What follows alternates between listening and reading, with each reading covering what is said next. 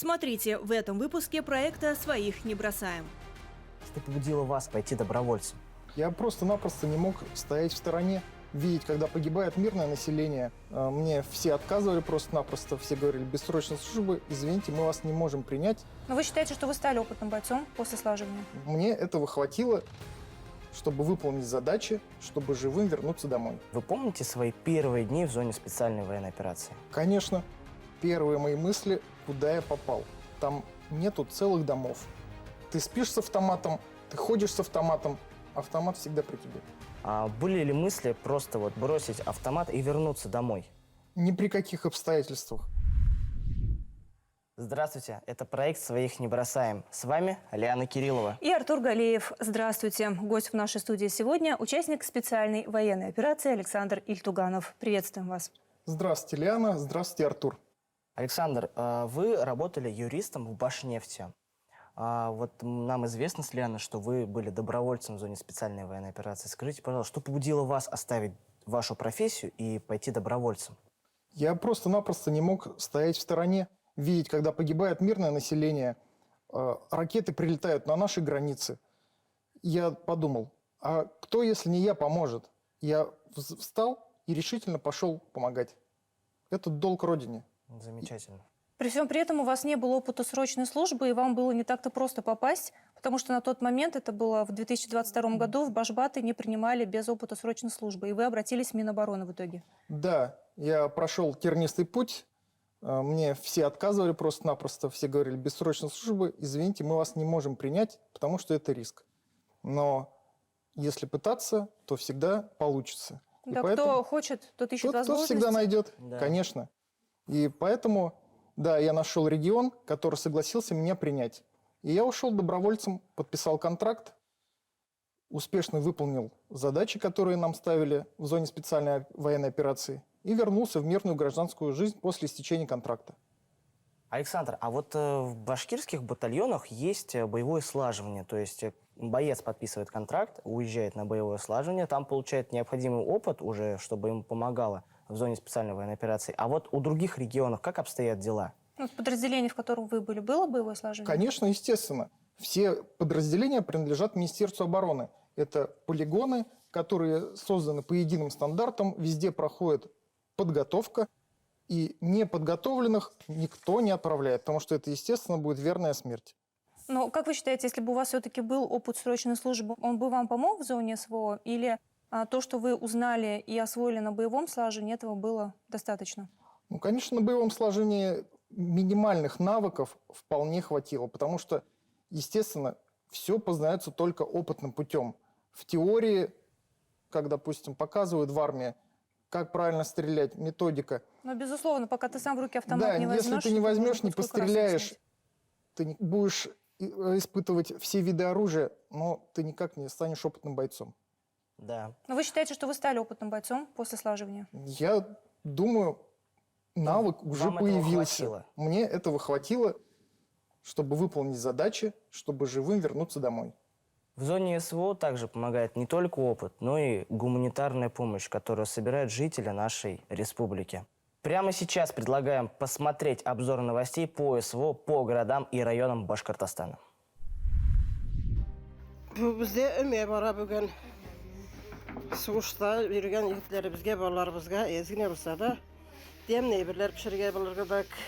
Вот так дружно в деревне Средний Акбаш Кушнаренковского района несколько поколений женщин готовят посылку в зону СВО. Спустя несколько дней гуманитарный груз уже у адресатов. Хочу выразить слова благодарности от батальона Шеймуратова нашему Кушнаренковскому району за гуманитарную помощь. В Кугарчинском районе жительницы тоже приготовили лапшу длительного хранения для отправки в зону СВО, чтобы напоминало бойцам о родных краях, отчим доме и теплых маминых руках. А жительница Агиделя решила кормить бойцов вкусной едой прямо в зоне СВО. Женщина – профессиональный повар. Она подписала контракт и отправляется в зону спецоперации. В городах и районах Башкортостана продолжают активно плести маскировочные сети. В день по одной. Такой план поставили себе добровольцы центра «Белая река» в Кумертау в рамках городской акции «Пусть они вернутся живыми». В Архангельском районе плетению маскировочных сетей все свое свободное время посвящают активисты Центра общения старшего поколения. Ежедневно сети плетут и в Иглинском районе. В волонтерском штабе своих не бросаем в селе Алатырка. Уже отправлено в зону СВО 158 маскировочных сетей. В населенных пунктах Бишбулякского района тоже продолжается активная работа по поддержке участников СВО. Жители плетут маскировочные сети, изготавливают окопные свечи, вяжут носки и теплую одежду. В Аургазинском районе жители деревни Тюбяково передали для бойцов 70 окопных свечей и домашние заготовки для вкусного борща. А в Бакалинском районе жители одного из сел за вечер изготовили 450 окопных свечей. Как отметили участники мероприятия, в тылу тоже куют победу. Рукодельница из деревни Акбасара Белебеевского района вяжет для бойцов шерстяные носки. По словам Гульсумы Смогиловны Шафиковой, которой, кстати, 83 года, с каждой петелькой она просит защитить наших парней, чтобы они вернулись домой живыми и здоровыми. Жители Башкортостана продолжают писать письма солдатам. В Мечетлинском районе школьники отправили послания со словами поддержки в рамках всероссийской акции «Весточка на фронт». Письма и подарки в зону СВО отправили ребята из гимназии номер 2 города Октябрьского. И уже через несколько дней получили слова благодарности от наших защитников. Очень много сладкого, очень много подарков. Спасибо вам большое. Нам очень это все приятно. Вот вы мы взрослые дяденьки, но нам очень нравятся сладости. Каждое утро теперь мы пьем чай, вспоминаем вас. А в Белорецком районе письмо военнослужащим написал ветеран Великой Отечественной войны Иван Павлович Фадеев. Ему 99 лет. Он отметил, что все тяготы войны знает не понаслышке, понимает бойцов как никто другой и хочет их поддержать.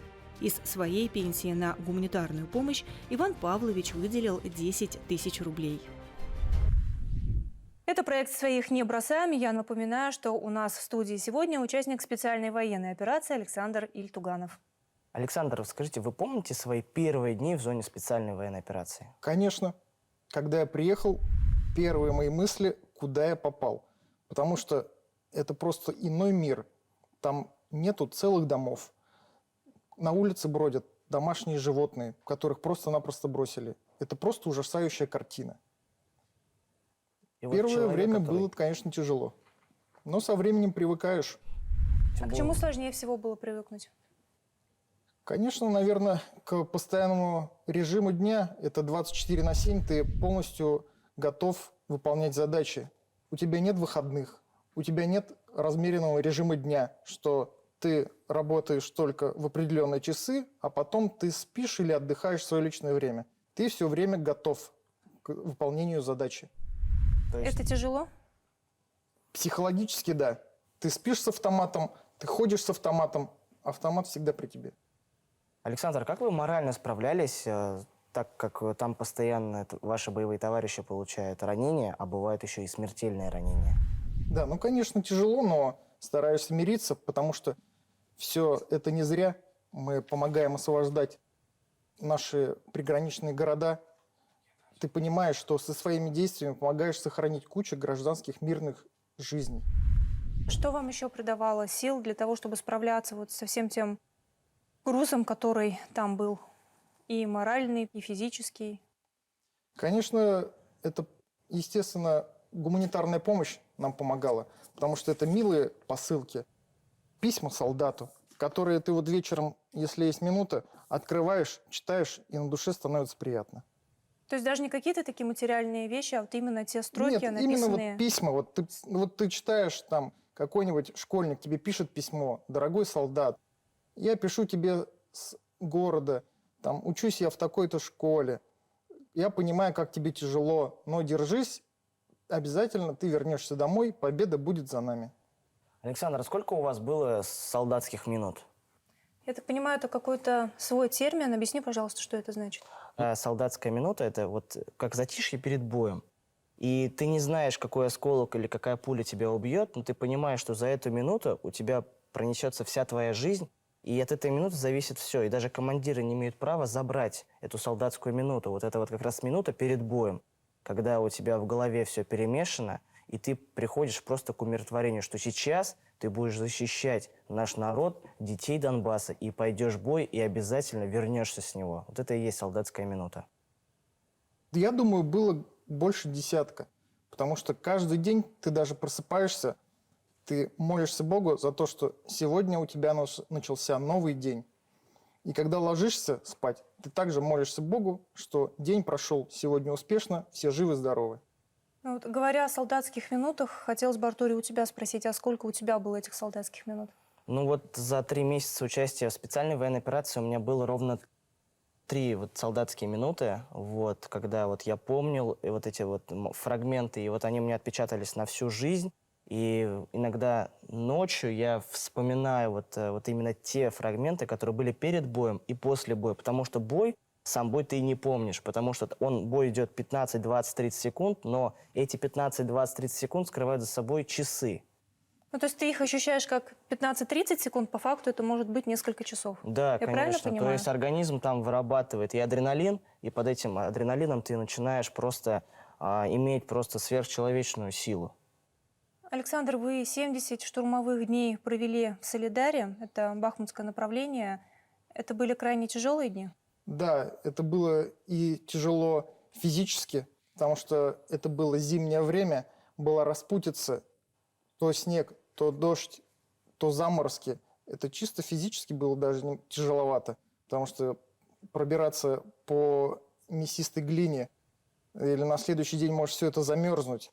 Одежда на тебе сначала промокнет, ночью она покрывается ледяной коркой, и помимо этого ты должен выполнять боевые задачи. Это было настоящим испытанием. Ну вот, Александр, скажите, а вот у вас непосредственно, когда вы сражались с нацистами в зоне специальной военной операции, были ли мысли просто вот бросить автомат и вернуться домой? Ни при каких обстоятельствах. В первую очередь я защищаю Родину. И бросить Родину на произвол судьбы – это непозволительно. Александр, мы знаем, что у вас на днях родилась дочь, поэтому поздравляем вас, так сказать, с этим важным событием. Но отсюда, следовательно, вопрос. Александр, скажите, вы один контракт уже отслужили, вы пойдете дальше? Да, конечно, я планирую также подписать очередной свой контракт и выполнять задачи на благо нашей Родины. А супруга как отнеслась к вашему выбору, к тому, что вы планируете вновь вернуться в зону СВО? Ну, конечно, двоякое мнение. Конечно, и хочется, чтобы я остался с семьей, но ведь и Родину надо защищать, когда есть такая возможность, и могу это сделать, самое главное. Ну, вам будет ради чего сражаться и ради чего точно возвращаться, зная, что вас здесь ждет маленькая дочурка, так ведь? Да, конечно. Мы желаем вам удачи, спасибо, что пришли к нам в студию. А с вами, уважаемые телезрители, увидимся через неделю. Это проект «Своих не бросаем», о том, что касается всех и волнует каждого. До встречи!